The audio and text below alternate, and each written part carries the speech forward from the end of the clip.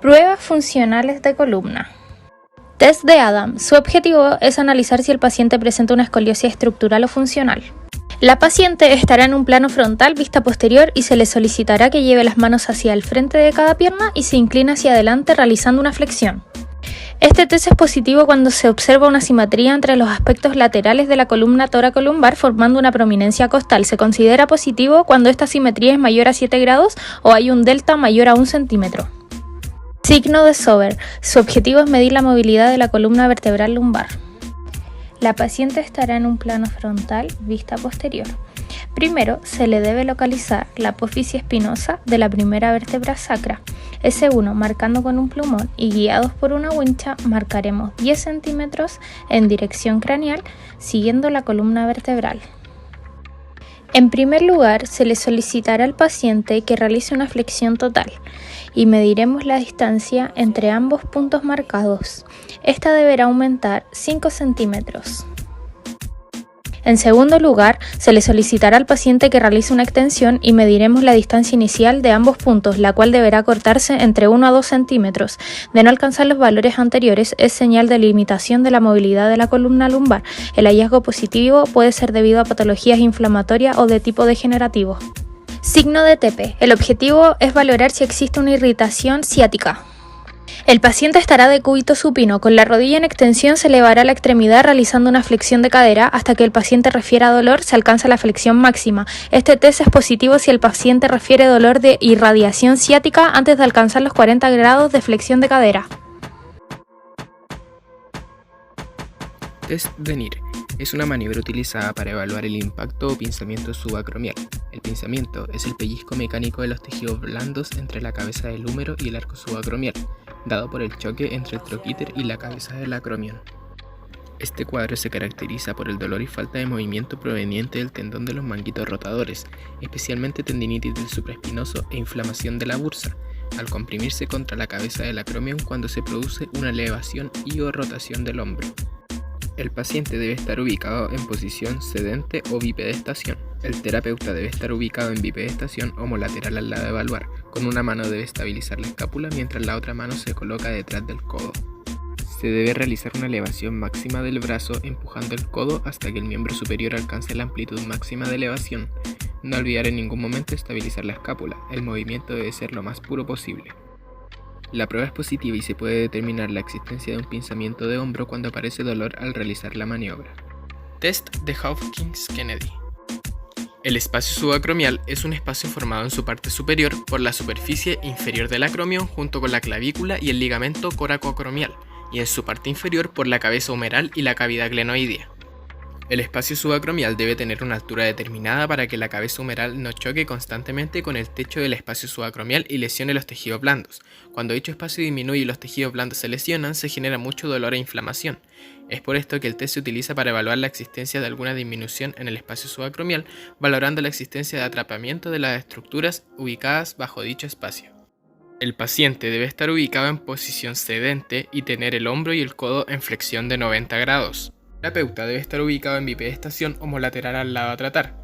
Debe sujetar el codo y muñeca del participante una vez estabilizado el hombro. Debe llevar el hombro del usuario a una rotación interna máxima. El test es positivo e indica atrapamiento acromioclavicular si al realizar la maniobra aparece dolor. Test de Job. El tendón de inserción del músculo supraespinoso es una de las estructuras del hombro que se lesiona con mayor frecuencia debido a que su tendón es pequeño, tiene poca irrigación y debido a la posición, dirección de sus fibras y las estructuras que lo rodean, es extremadamente vulnerable a las lesiones. Las lesiones en el músculo supraespinoso producen mucho dolor y reducción del movimiento. Es por esta razón que se hace esencial la creación de pruebas o test para su evaluación. El test de Job es un test para evaluar si existe una rotura del tendón del músculo supraespinoso o un posible compromiso del espacio subacromial. Se realiza de la siguiente manera. El paciente debe estar ubicado en posición sedente, debe de realizar una abducción de 90 grados, una rotación interna del hombro con los pulgares apuntando hacia abajo y una flexión de 30 grados. El terapeuta debe estar en bipedestación posterior al paciente y colocar las manos en la región distal del brazo. Se le pide al paciente que mantenga la posición mientras el terapeuta opone una resistencia hacia la extensión. es decir, cargando hacia abajo.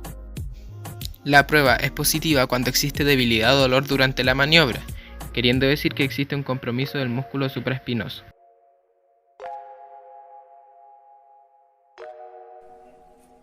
El objetivo del test de Thomas es evaluar si la persona tiene algún acortamiento con los músculos flexores de cadera, más específicamente el músculo ilíaco y el recto femoral.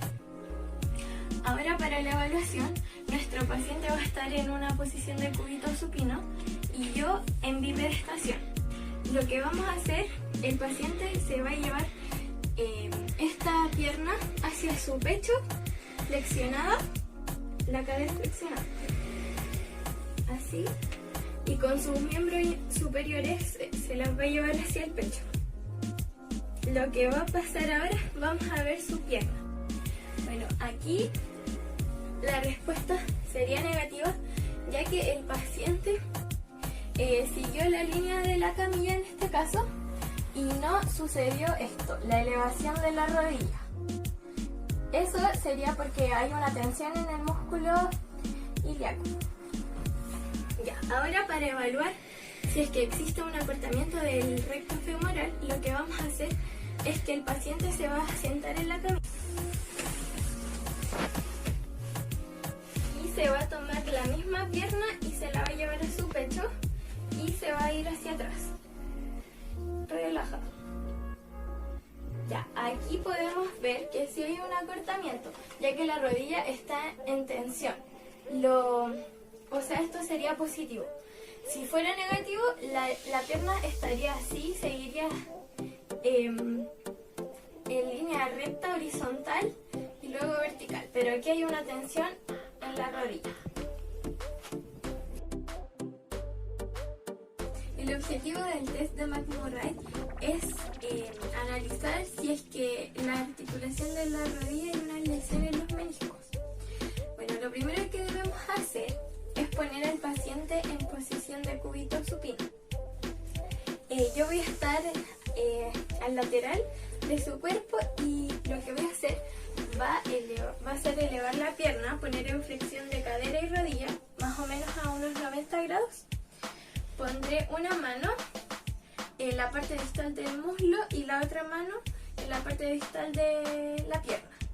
Ahora lo que voy a hacer será una rotación externa y hacer una flexión y extensión. Ahora va a ser una rotación interna de la tibia en flexión y extensión. Bueno, ahora el resultado dio negativo, ya que no presentó ninguna traba o algún bloqueo en la articulación, ni dolor. Así que eso hubiera pasado si es que hubiera dado positivo, hubiera reaccionado de una mala forma. Pero en este caso dio negativo porque no presentó dolor ni bloqueo en la articulación. Test de Patrick tiene como objetivo valorar el estado de la musculatura aductora de la articulación sacroiliaca y coxofemoral para observar si existe una disfunción en la articulación sacroiliaca. Para realizar el test, el paciente se debe encontrar en posición de cúbito supino y el terapeuta se encuentra en posición bipedestación lateralmente al paciente del lado a testear. Se flexiona la rodilla del lado a testear llevando el malleolo externo de esta pierna por encima de la rótula de la pierna extendida. A continuación, la mano caudal del terapeuta se coloca en la pelvis distal y la otra por la parte interna de la rodilla flexionada, así aplicando una fuerza dorsal o posterior en dirección a la camilla. Se valorará midiendo la distancia de la rodilla a la camilla. Será positivo si el paciente refiere dolor y o limitación funcional en la zona de la nalga o ingle, indicando así una disfunción sacroiliaca.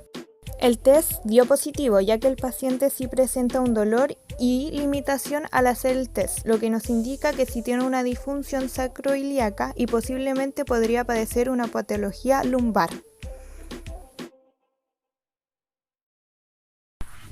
Test Cajón. cajón posterior. Tiene como objetivo valorar la estabilidad del ligamento cruzado posterior en la rodilla, observando y determinando si existe la estabilización necesaria en la rodilla.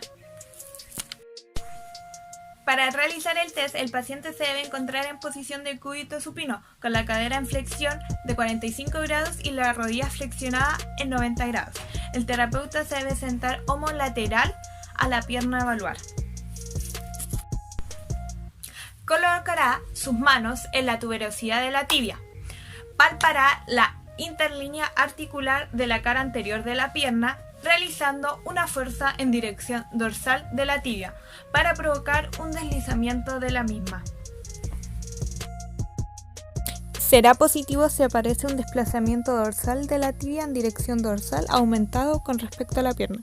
El test en este caso dio negativo ya que no muestra ningún desplazamiento. Test cajón anterior. Tiene como objetivo valorar la estabilidad del ligamento cruzado anterior de la rodilla, para determinar así la integridad de este. Para realizar el test, el paciente se debe encontrar en posición de cúbito supino, con la cadera en flexión de 45 grados y la rodilla flexionada en 90 grados. El terapeuta se debe sentar homolateral a la pierna a evaluar. Colocará sus manos en la parte posterior de la tibia, próximas a la interlínea articular femorotibial. Los pulgares palparán la interlínea articular de la cara anterior de la pierna, realizando una fuerza en dirección ventral de la tibia, intentando provocar un deslizamiento anterior de la meseta tibial. Será positivo si aparece un deslizamiento de la tibia en dirección anterior. Un deslizamiento de 5 mm se considera grado 1, un deslizamiento de 5 a 10 mm se considera grado 2 y un deslizamiento de 1 cm se considera grado 3. El test dio positivo ya que la tibia hacía un desplazamiento de 5 mm considerando que se encuentra en grado 1.